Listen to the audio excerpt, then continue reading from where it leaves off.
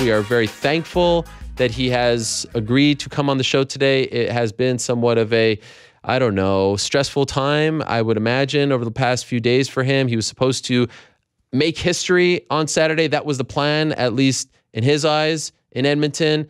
He's hoping to break the record set by Anderson Silva, the most title defenses in UFC history. Did not happen. We want to know what is next for Demetrious Johnson. We want to know what happened in Edmonton. He has been relatively quiet, but we are very thankful that he is joining us right off the top today. He's on line number one. DJ, are you there? I'm there. Thanks for having me, man. How you doing? I'm doing great. I really appreciate this. You know, I appreciate it very much. So thank you so much for coming on. And there was only one way I wanted to start today's show, and it was with you. And I'm really appreciative that you are able to squeeze us in. So let's start kind of at the beginning of all of this. When did you find out that this fight was off, or at least this fight was in serious jeopardy? You know, the whole entire week, you know, my coaches are pretty active about running around the hotel, doing everything. And they saw, you know, Ray Borg running on the treadmill with plastics on early in the morning. Then I was at, you know, I'll go to dinner. I mean, I ate all the way up to freaking Thursday night for our summer weight cut. And then one of the waitress, she was very kind and, like, just hanging out with us. She goes, yeah, I saw your opponent. And she was like, we're like, oh, yeah? She goes, yeah, he eat anything. And I was like, oh, that fucking sucks. And then, you know, I started working out, you know, started my weight cut. You know, I had 10 pounds to go, which is normal for me. It was the exact same weight I was at when I was fighting Wilson Hayes.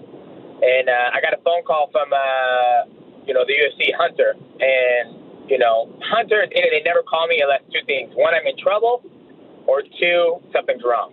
So I saw that Hunter was calling, and we missed the first phone call because I was busy working out. And my wife, Destiny, saw it. She goes, oh, Hunter called. And I was like, oh, fuck. Call him back, see what happened. And then Matt called him and goes, hey, what's up? You know, DJ's in the middle of his weight cut. What's going on? And he goes, tell him to stop whatever he's doing. Tell him to stop cutting weight. And Ray Borg got a viral infection. And right when I heard that, I just screamed super loud and hit my foot on the pout on the mat. And I said, fuck. And that's how I got the news, you know. How did you calm down? I mean, we saw you a couple days later, and it still seemed like you were irked, but to be peaking for a fight, to be in the midst of the weight cut, and not just any fight, the fight that was going to put you in the history books, this was a very big deal for you. It was very important, and it gets snatched away. How did you go to bed that night? How did you digest that? Well, you know, it took a long time for me to digest it. You know, I took my time that I needed, and my coaches and my wife gave me the time I needed, and in the room where I was training at, I sat down and gazed off into the distance, and then, like, you know, like, fuck, you know, you only can control so much.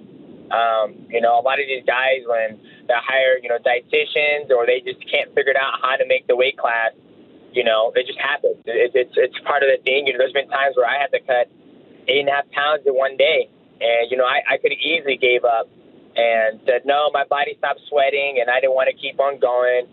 No, man, that's not what you do. You know, I'll go out of my deathbed before, you know, I will stop cutting weight, unless, like, I'm, like, pissing or shitting blood, then I'll stop. But I've been there before. I've been sick the week leading up to Kyoto Horiguchi. Didn't get out of bed till, you know, Wednesday morning to cut the weight. You know, everything I ate just went right through me. The UFC goes, Demetrious Johnson needs to do media. And Matt was like, Demetrious Johnson is not doing media, or else you would not have a main event. So I've been there before. You know, I've sucked it up.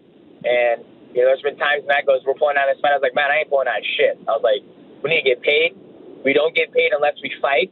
And if I don't fight, I don't get paid. That means the light bill gets cut off.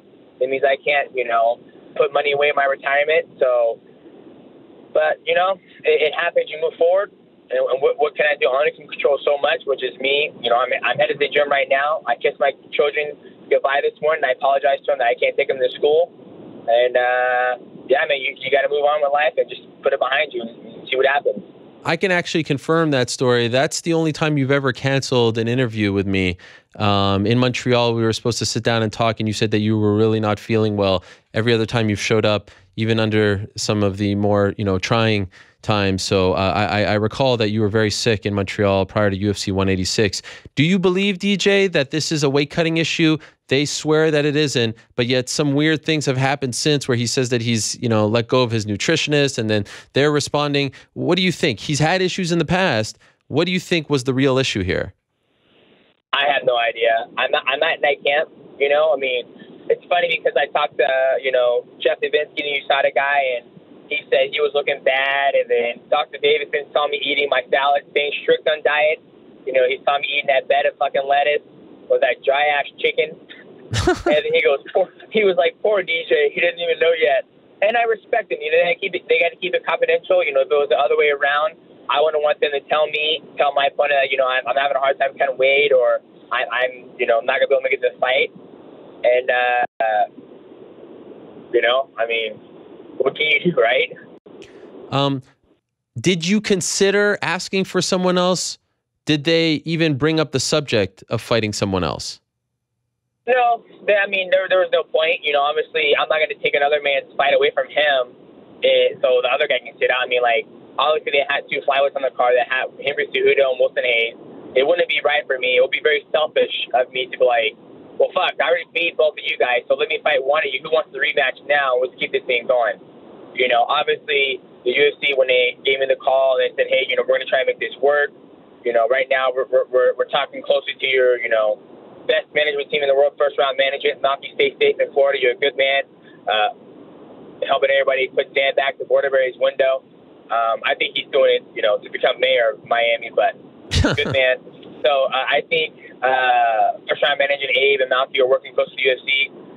See if we get this thing booked, hopefully for October 7th. We'll see what happens. I love fighting in Vegas. I've always wanted to fight in T-Mobile Arena, and we'll see what happens. Okay, we'll get to that in a second, but I'm wondering, as far as the UFC is concerned, are you happy? Are they treating you well? I mean, we know about the issues in the past. Can you tell us about, have you been paid? Will you get paid? What are you going to get paid? Everyone's worried about this. Yeah, I have not been paid yet. Obviously, the UFC and first-round manager are working close to that. Obviously, in the past, if I remember this happened to Tony Ferguson, this happened to the other guys. Obviously, even having Sergio Pettis, I was there when Sergio Pettis fought Henry Cejudo, and Henry Cejudo fell out the day before the fight. Obviously, they're trying to rebook this fight as soon as possible, which will be 20 days. So I got to go into training camp for another 3 to 4 weeks. So they said that, usually if it's a quick turnaround, then, they said typically they do not pay the athletes, but hopefully they do make this happen on October 7th. If it's possible, then I can get a paycheck. As far as I'm concerned, my black ass should be going to the bank, depositing a check right now and taking my kids to school. But that's not the case right now. So, like I said, that's up to the UFC and first round management. They're working close to that. I'm just focused on getting healthy. That way, if we do get the contract to fight October 7th, I'm ready to go. I won't skip a beat. I'll go out there and do what I was supposed to do, 2 days ago. Wait, so just to be clear, they're offering nothing? Like I said, this is you need to forward that question to first-round management and the UFC. I thought you were going to say, oh, show money, and you're trying to get the whole thing because you were there, you made weight, you're going to make weight, you showed up, you did your job. Nothing just blows my mind. I mean, that money was already allocated. Oh, don't get me wrong. I mean, the first thing they told me when they said, stop cutting weight, and what you do is, and the first thing I said, how the fuck do I get my money? I was like, do I need to finish cutting weight so I can jump in the scale so I get my paycheck? Because I just trained 8 weeks for this. And that's just part of the sport, man. You know what I mean? Like, don't get me wrong. Like, the first thing I was like, how to get a check. I'm about to buy a brand new house. I just built a brand new house. So I had that coming. And then, we're at the end of the year. And, this is going to be my final fight for the end of the year. It was like, if I would have fought Saturday night, came out of the fight clean, healthy, and I would have won the fight, then I would have been looking to fight hopefully December 31st, but that's off the table, and I'm not going to fight, if I do fight October 7th, and the next thing you know, I'm not going to try to turn back around, go back in another 8-week training camp, fight for the whole year. So I've basically got, one big fat paycheck for this year, and that's what the first thing came out of my mouth was like, how the fuck do I get my money? I mean, I came here to get paid. I didn't come here to, not fight. So. And what do they say when you say that? They said that they're working it out. All right. Are you confident it will get taken care of regardless of what happens on October 7th if you fight on October 7th? Well, I love Donald Cerrone. He's probably one of my biggest supporters. I'm a big supporter of him. And he said, he went up to Abe Powell and says, "You gonna get this little motherfucker paid?" And he goes, "Absolutely." He goes, "All right, we'll see if you're the best fucking management team around the world." So I guess we'll have to wait to see what if Donald Cerrone is true to if Donald Cerrone said what he said. We'll find out. At any point, I only go ahead. I only can control so much. Yeah, I know. Control so much. It's kind of funny that you're in this position. Kind of weird. You just signed a management team to represent you for the first time, and so now you have that distance. Now you have that that buffer. And I'm assuming that you're happy that you have that, so you and Matt don't have to do this on your own. I'm wondering though, DJ, at any point on Thursday, Friday, did you ever think to yourself, man, because we talked about the TJ Dillashaw thing, and part of the reason why you didn't want that fight was because, from what I understand, he's not a true flyweight, and there was a chance that he would not make weight. He's never made the weight. Did you ever think, man, I should have just gone with TJ? We picked the wrong guy. We made the wrong call. Did you ever think that at any point? No, absolutely not. I mean, that's the thing. It happens to a lot of people. It's happened to Johnny Hendricks. He had intestinal issues. He's made 170 pounds multiple times and also missed it multiple times. You look at Justin Scoggins. He's missed weight multiple times. You look at Ian McCall. He's missed weight multiple times. You look at John Lineker. He's missed weight multiple times. I can just go out the list over and over and over again. This shit happens. That's literally said, Somebody texts me the other day and goes, well, shit happens. What do you do now? And I'm like, yeah, pretty much. And that's how I had to look at it. I mean, it literally happens to people all the time. Not just in the UFC, but other sports too. Oh, his body shut off. Oh, he got sick. Oh, I had bad food. I mean, weight cutting is horrible. It's probably one of the worst things you can do in mixed martial arts. In ONE FC, they don't even have weight cutting. They have hydration fights. Guys fight at their natural weight class.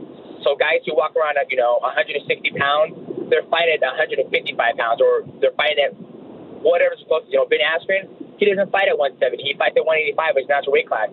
Viviano Fernandez, he doesn't fight at 135 anymore. He fights at 140, 145, and he walks around 148, so he's cutting 2 pounds. So that's where, it doesn't happen a lot over in Asia and ONE FC because they don't have weight cuts anymore. In the U.S., we still have weight cuts. We have guys getting up to 155, cutting to 125, and that's probably when the problem comes to play, where their bodies are just being completely drained, where you're susceptible to more illness. Okay, so in the last 2 years, August 2015, Borg missed weight.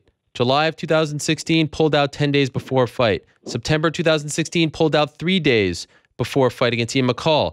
December of 2016, missed weight. September of 2017, just a couple days ago, withdraws 2 days before the fight. You trust this man to show up? You trust him to actually fight on October 7th and make the weight so that this is an actual title fight? How do you trust him with this history? You know what? I have no idea. All I can do is do what I can do best, get ready for my fight, and hopefully it shows up. And the biggest thing when I hear that is that I definitely got to win this fucking fight. We can't have an unreliable champ. So I got to go out there and put this man away and make sure you guys have a champ that's always going to show up, is always going to fight, and always make weight. You speak to Dana White at all? I have not. He's on vacation with his family, which is awesome. He deserves the time. He deserves to be with his family, so I have not.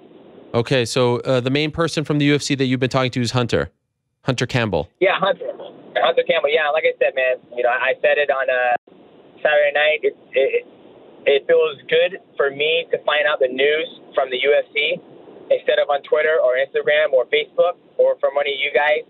It truly means a lot to me because a lot of people in my, don't know this, but in my career, I've always found out what's going on in my career through Twitter, and that just outrightly pisses me off. So I'm thankful that they took the time and the decency to pick up the telephone, dial my number, and call me and deliver the bad news. So I appreciate that to Hunter and the UFC. Thank you. So you stuck around. You were in attendance on Saturday. You watched the event. You were en route to making weight. What was it like, just being there on Saturday? Was that annoying for you? Would you have rather been anywhere else in the world? As mentally, you were trying to peak for that. You were trying to put on a show for those people, and you didn't get a chance to do so. You were just a spectator. What was that like sitting there? It was definitely, unsettling. Especially Donald. He looked at me, and goes, "This is your walk right now, dog. You be walking right now." And I'm like, So it's something. And Donald Cerrone, I love that guy. He's awesome, and he feels for me. He's been there before. His opponent, couldn't make weight, and the next thing you know, he jumps on the scale and he gets off, and they're like, "No, don't jump on the weight, so you can still fight." But New York said no because the weight discrepancy was too much. So he's been there before, and he feels for me. But it was a great card, amazing crowd, sold out, and I was looking to go out there and put on a great show. And by the way, just to be clear, is Borg the only guy that they're talking about, or is it possible Cejudo jumped the line? Are there any other names being discussed? You know, that's right now, as far as I've been told, it's just Borg. And, you know, I talked to Dr. Davidson, and he said, dude, he's fine. Like, he'll be, this cold will pass, and he can continue training. So there's no reason why this fight can't go on. Like, that's usually when UFC says that to me, and Dr. Davidson, you know, he's an amazing doctor. When I've had injuries, when I had my LCL tear, he was like, okay, dude, this was going to happen. You need to sit out for 6 to 8 weeks, get stem cell, then you can fight at the end of the year. You know, so don't rush it. When I talked to Dr. Davidson, he said he's got a viral infection. Once that passes, it should pass here pretty soon. You know, he should be able to fight right away. So that's what they told me, and we're going to try and make it happen. I mean, if I didn't believe, you know, the UFC doctors' ability to assess a man, then I wouldn't be headed to the gym right now. I'm headed to the gym right now to continue my training camp. Instead of an 8-week camp, it'll be a 12-week camp with such balls. By the way, were you impressed with Cejudo? Do you feel like he's back in the mix, or not quite yet? That's up to the UFC. Obviously, I was impressed with him, Cejudo. You know, he had a tough run against, you know, obviously me. He had a tough run against Joseph Benavidez, the leader of the division. You know, Wilson Hayes, I feel like I've laid out the game plan to beat Wilson Hayes. You know, it's funny because I watch, you know, when I get ready for my fights, I watch video on my opponent, and I go back and watch a video on my fights when I beat my opponent. And then Matt Hume basically just even laid out a bigger blueprint of Wilson Hayes. And once I saw Wilson Hayes fight live, I was like, holy shit, and that was correct. And then I wasn't surprised that Henry Cejudo beat him, because once I beat him, I'm like, yeah, I know how to beat him. And then once I saw, you know, Henry Cejudo coming out there doing his thing, I was like, oh, then Henry Cejudo's got it. And then, so I was like, good job. What did he say to you? Did you hear him say anything? He says, I'm coming. I said, I'll be waiting. Me and Henry Cejudo, we have nothing but respect for each other. I saw him cutting weight. Last time we were both fighting the same card, I said, Jesus, Henry, you look like shit. And then he goes, I know, man, I know. And then the next day, when I was starting to cut my weight, he goes, now you look like shit. And I was like, yes, that is true. I do look like shit. So there's no bad animosity from his side or my side. I mean, we've even talked about my fight when me and him fought, and he goes, I was ready, dude. He goes, that was the best shape I've ever been in. And he goes, I thought I was going to take you out. And I was like, yeah, I know. Don't worry. So much for you to learn, but you'll get there eventually, hopefully. By the way, something that kind of flew under the radar, did you change your nickname? Are you no longer Mighty Mouse? You know, the thing is, that a lot of people who are around me when I'm playing video games, this started maybe a long time ago, and I was playing video games with a guy, and I was playing Destiny 1, and I was raiding, and I had a whole bunch of people, and there's these monsters coming after us, and this guy goes, watch out, Mighty! And I was like, I like that. I like being called Mighty. He goes, watch out, Mighty, watch out, Mighty. And so the UFC Reebok crew, they gave me the options to make a T-shirt, design a T-shirt how I wanted. And so they're like, what would you like on the shirt? And I said, you know what? I want Demetrious Mighty Johnson. Doesn't mean people have to stop calling me Mighty Mouse or whatever they prefer, but I prefer being called Mighty. Oh. So it's not like Roy McDonald when he was called the Water Boy, and he comes out and says, I am now being called the Red King or the Red Baboon or the Red Ape or whatever. I'm not doing that. I'm just saying, I'm letting people know, like, hey, if you're going to call me Mighty Mouse, I prefer to be called Mighty, and just leave it at that. Like, I don't know where I'm going with this. It's not like I don't like, I have a new logo on my Twitch channel, which you are a part of the new Mighty Squad members. Welcome, Ariel. Can I get some love, finally? Can I get some love? You did what you did. You did what you said you're going to do 6 months ago. So I'm finally glad you actually made it happen. So there it is on the screen. Right? On Friday after the wins, I felt so bad for you. You weren't responding to my text, and I was like, you know what? This is the least that I can do. It took me 45 minutes to figure out how to attach my Amazon Prime to it, but I got it done, and I was so proud of myself. I'm proud of you too, Ariel. I'm so proud of you. Thank you. I can't wait. Yeah, so I got a logo on there too, which is a mouth, which is kind of, I like it. But like I said, man, I love being called Mighty, but it's not like I don't like Mighty Mouse. It's just like, for me, when I hear Mighty Mouse, I'm like, I'm not a fucking rat. I like cheese on my eggs, and I like cheese on burgers. But other than that, cheese is bomb. Don't get me wrong. But so that's where I went with it. So Reebok did an amazing job. I mean, of capturing what my vision on the shirt, and I love it. And I think I'll probably use it for my next fight as well. And just before I let you go, you haven't talked to Ray Borg by any means, a text, phone call, anything. He has not reached out. You have not reached out to him, correct? No. Here's some good. Here's a funny laugh. Okay. So usually when I fight or when I get done fighting, I get on the first flight out of my competition area, whether it's Canada, Vegas. I just get out of there because I want to get back home to my kids. So we got on a later flight, midday flight. There's only 3 flights coming out of Canada. And sure enough, me and him were on the same goddamn plane. Him and his whole entire team were on the same plane. I mean, I'm talking about, Wiggle John, Six Guns, Ray Borg, everybody's on it. And I was like, well, glad that, it's almost kind of good we didn't fight because this would be one awkward plane ride. If I would have whooped his ass, and next thing you know, he's in the back with black eyes and shit. And so, but no, we have not spoken. He doesn't need to call me. He doesn't need to text me. Doesn't need to tweet me or anything like that. I mean, just get healthy, and then we can make this fight happen. That's the only thing that needs to be said, and that I'm going to say. I mean, shit happens, and if he has a hard time making weight, I think the UFC and USADA should consider him go up to 135. I mean, that's the thing, man. They are so lucky. I'm not the fucking matchmaker. All right, I'm like, did the John Lineker card. I'm like, all right, fat ass, guess what? You're going to 135. Not saying it's a weight cutting issue. Okay, I'm not saying the reason why he didn't make it to the fight was a weight cutting issue. But if somebody has a problem, and Jeff Novitzky, USADA told me like he had the same problem, right when he's about to start cutting weight a while ago, that he just got sick. If that's the problem, if you're getting sick out of nowhere, only time you're getting sick is when you're starting to dehydrate yourself. That is a sign that something's going on. And so as for USADA, who is, part of looking out for the athlete's health issue, I would say, you know what? You have to move to 135, or we're going to have to cut you, or you can go fight. You can be employed somewhere else. That's all I'm saying. And the athlete has a choice. Do they go to 135 or they get cut? Or, because so many of these people have so many options. I mean, I haven't fucking missed weight once.